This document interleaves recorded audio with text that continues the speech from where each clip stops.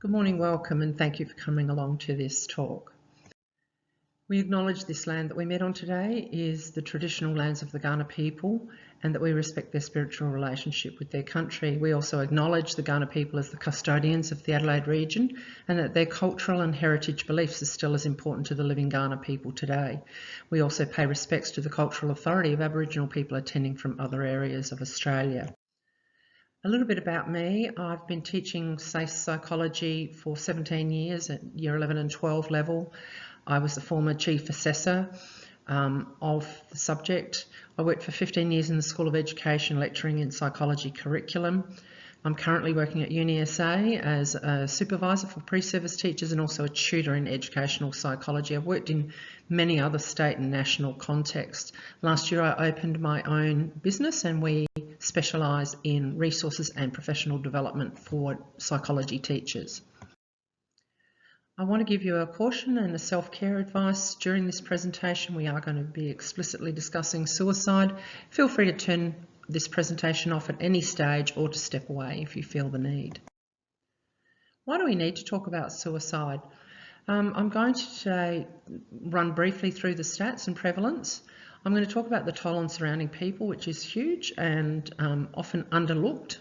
I think we have a brief look at evaluating existing programs and pose the question, should secondary school psychology actually teach suicide awareness and prevention as part of a mainstream curriculum? 3,000 people die each year from suicide, but over 65,000 make a suicide attempt. Men, 3 or 4 times more likely to take their own life, but women more likely to attempt suicide and be hospitalised for it. More than twice as high in our Indigenous population, and the estimated risk is higher for those with fewer years of education.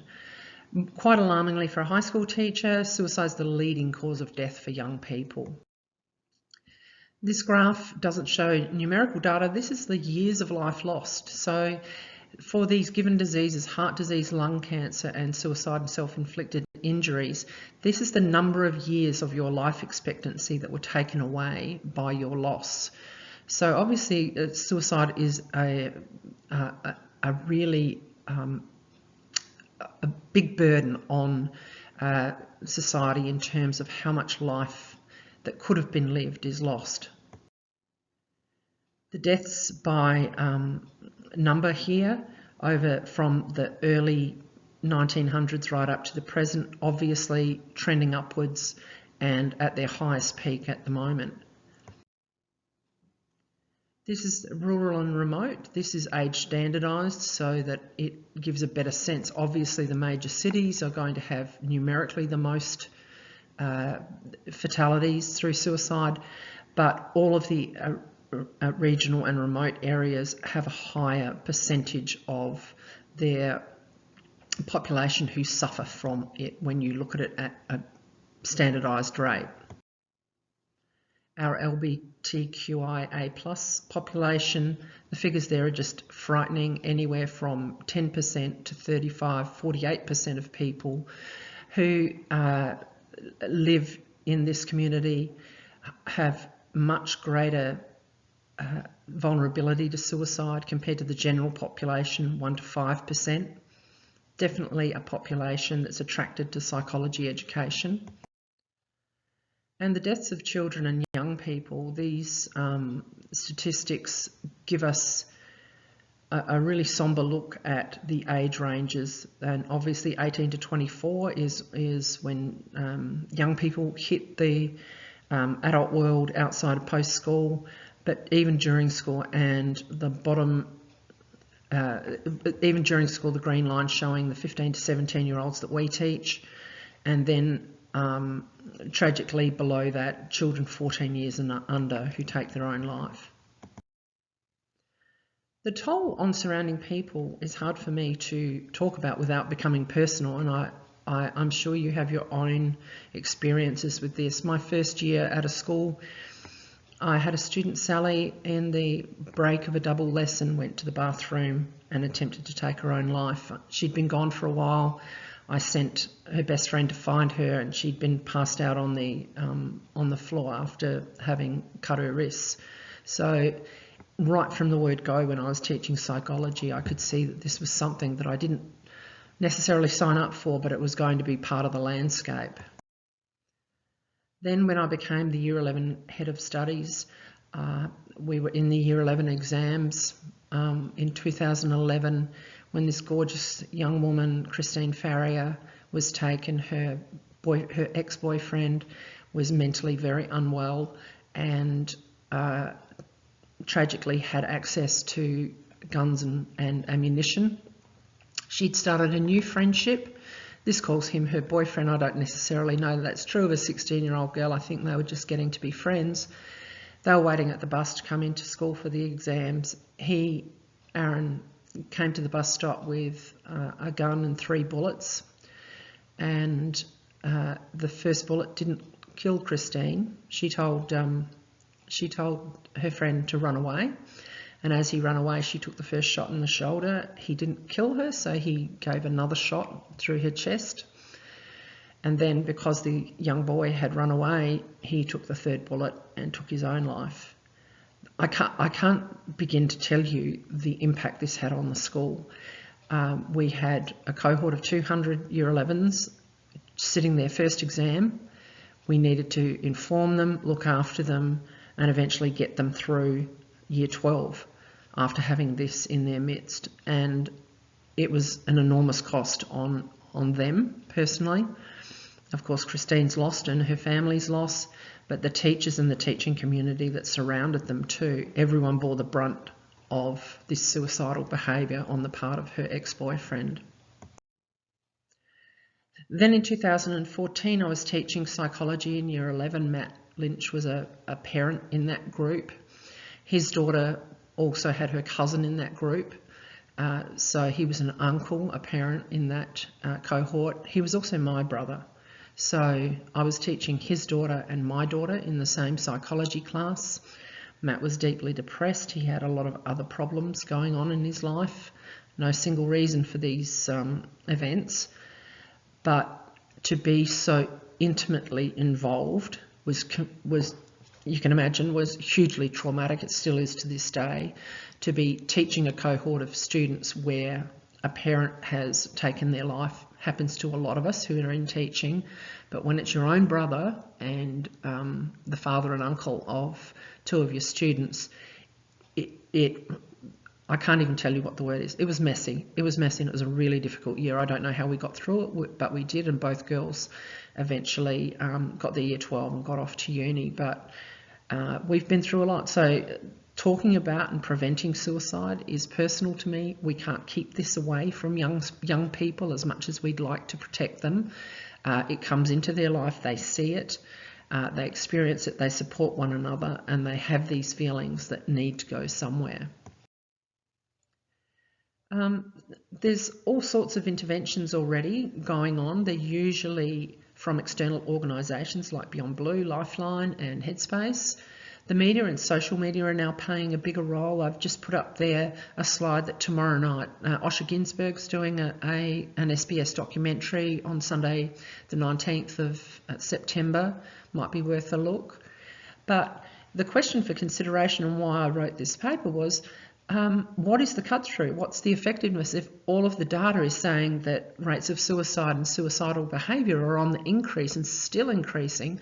What's the effectiveness and cut through of this organisation? We need a new approach. It's often very difficult to get strong data on whether or not these programs are working. And one of the things we really need to do is get young people to reach out to adults.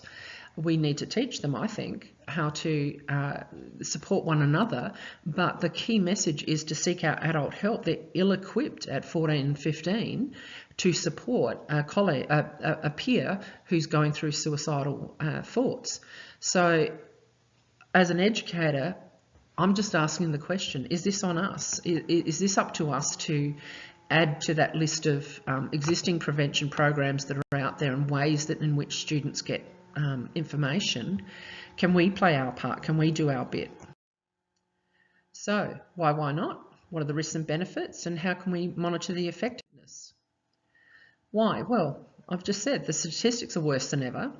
The associated trauma in the community is very hard to quantify, but having lived through 3 separate examples of it, I can tell you it's enormous and it's lingering and it doesn't go away, and it affects people moving forward.